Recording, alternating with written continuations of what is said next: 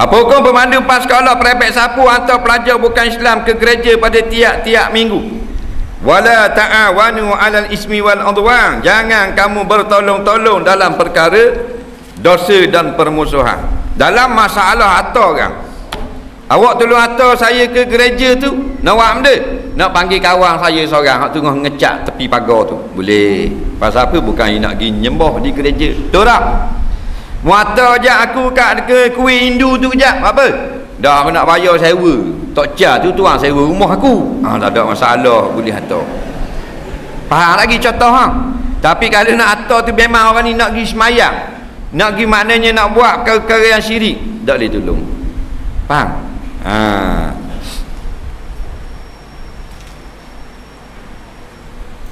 Saya dan kawan saya bertanding, lepas tu saya pun bagi hadiah. Adakah berjudi? Tidak.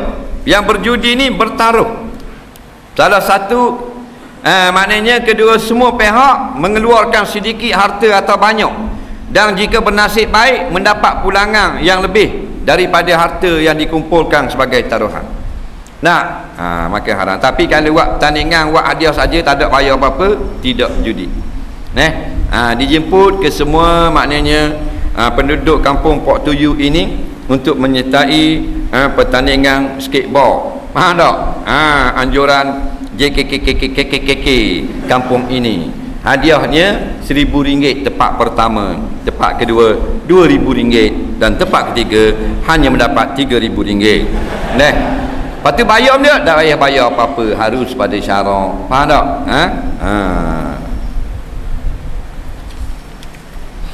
Kalau saya lepas solat sunat ba'diyah subuh, boleh ke saya buat solat tu lepas solat subuh? Boleh. Saya tengok orang nego pak saya solat gitu. Boleh. Kalau kita lepas. Yang tak bolehnya solat sunat sebelum subuh sampai masa tak ambil solat lagi. Dah mana mudah solat sunat sebelum subuh? Biar nak buat lepas subuh. Tak boleh. Sampai masa mayang subuh, tak mayang subuh lagi. Dah mana? Qada karang pukul 8 boleh. Tak boleh buat gitu. Soalan seterusnya.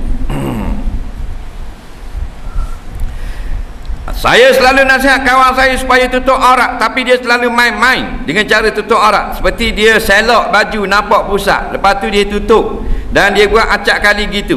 Dak cakap dah nak tegur, mohon penjelasan.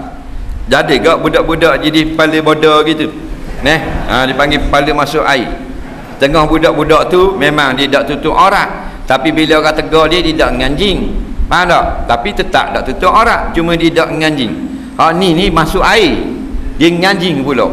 Orang kata tutup aurat, kau dia buka. Kau tutup aurat, kau dia buka. Jadi jangan suruh. Sebab dengan kita suruh, lagi terbuka aurat dia.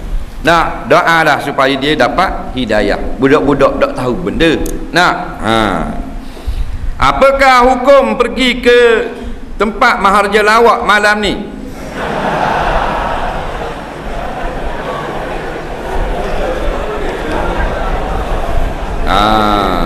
Kita tak tamu bala nak jawab molek-molek tak buri jadi bala PCO.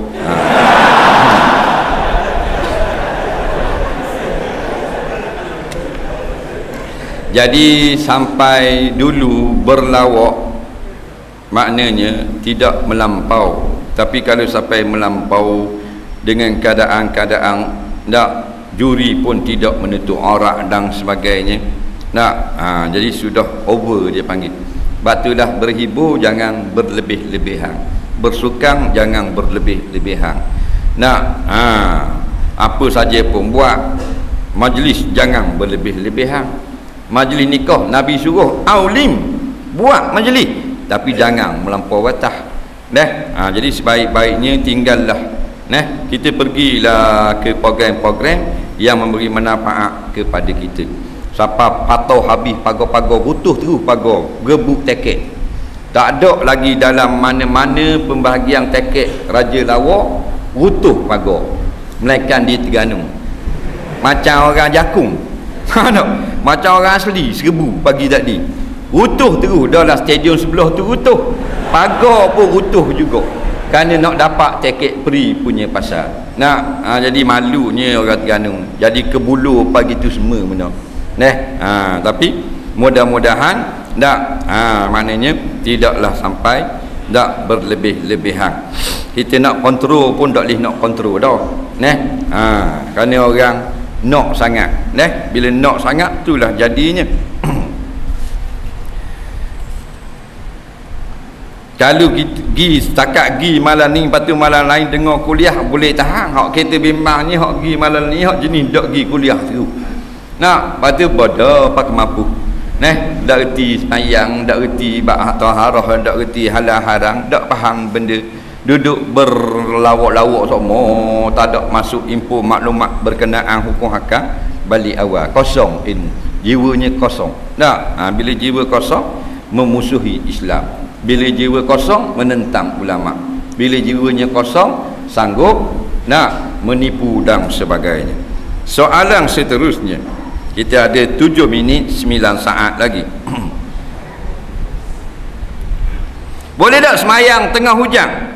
Contohnya kuliah ustaz penuh, saya solat kat luar, tidak ada bumbung, tiba-tiba hujan, nak teruskan solat ke nak start motor?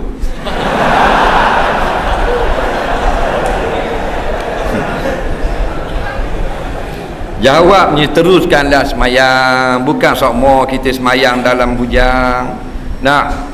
Kita semayang sokmo dalam rumah, dalam surau, dalam masjid. Sekarang Allah beri peluang kepada kita, dapat kita menyamai seperti keadaan saudara kita di luar negara, di tanah Arab. Di tanah Arab semayang di tepi lokang, semayang tepi kedai, semayang atas jalan. Betul tak? Dia mereka semayang atas pasir. Ni ada dah di negara kita. Tak muat sejik, semayang di luar-luar. Itu sebenarnya satu kurnia daripada Allah. Teruskan. Dodo semayang dalam hujan, demam, mati, masuk syurga. Sebab apa? Pasal meneruskan solat walaupun sejuk dalam hujan. Betul tak? Cuma masalahnya apabila nampak aurat, waktu saja hendaklah kita berhenti semayang. Kalau sudah nampak aurat, kerana sudah tidak sah. Mayang luar mari hujan lebat, baru tayak awal bau mari hujan. Pakai jubah putih, luar dalam dak pakai. Betul tak? Jubah hitam tak apa. Kena jubah putih, nyaknya ke dia.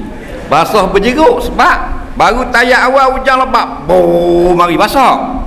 Bila berdiri jadi guna. Jubah putih, jubah basah, lekat tak di tubuh? Nampak aurat tak? Maka batal tak mayang? Batal. Basah je bayang bangun. Tak pegang gini dah, gini terus. Tak.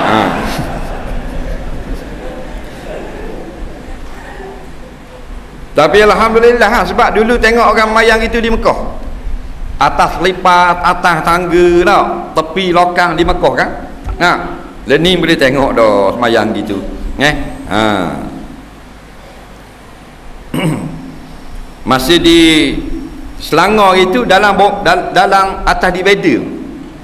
Jalan atas jalan, atas divider, belakang tiang. Pak plek-plek celah mutu ada orang. Hak di Wakaf Baru ke mana, Kampung Sirih, Kota Baru, dalam pokok bunga ada orang tayak akhir. Tengok keluar pokok bunga, orang ambil yang pokok atas, jujuklah pokok ni.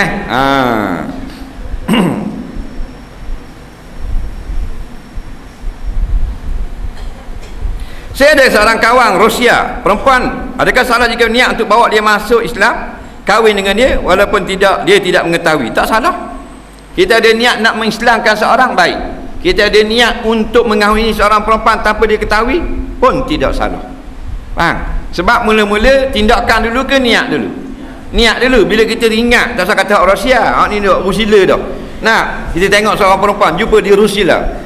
Kita pun rasa, aku nak ambil jadi isteri aku lah, anak berdia ni lah. Dosa tak gitu? Tak. Yang dosa kita niat nak buat benda yang jahat. Nak beli comel, ambil yang lagu ni lagi jual siang. Aku dosa. Apakah boleh ber-SMS dengan tunang? Jawabnya tak, tunang pun boleh, tak ada masalah. SMS ni sama dengan surat. Kita ambil tulisan pen, tulis di surat. nampak lepas tu beri ke dia pun tengok surat tu. Dosa tak? Tak ada surat, ambil kapcak tulis di dinding rumah. Nampak? Assalamualaikum, saya nak jumpa ayah awak sekejap, boleh tak? Cak terus di dinding flat. Sama juga, semuanya tulisan memberitahu, wakil bagi mulut yang berbicara, terjemah bagi hati yang tidak ada huruf dan suara. Tapi bila tak dijaga melebihi daripada sempadan, situ baru ada halal haramnya. Soalan seterusnya, apa hukum kita pergi tengok marja lawak? Jawab dah tadi. Ada pula. Adakah wajib suami bawa isteri tunai haji?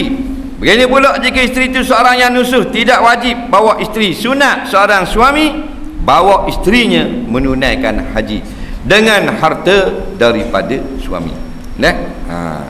Dan isteri yang derhaka bawa jugalah, derhaka pun isteri pun juga. Marahlah qada-qada patut. Jangan sampai maknanya kita putuskan rahmat Allah yang bukan milik kita. Aku dah apung dah mu pakai bila-bila dah mu memang kekalan neraka dah, memang tak ada apa. Jangan kata gitu. Jahat lagu mana pun isteri kita juga. Marah-marahlah, jekah-jekahlah. Jek dah tak tekak dalam hati, aku maafkan dia. Kalau aku tak maaf, susah dia di akhirat nanti. Faham lagi?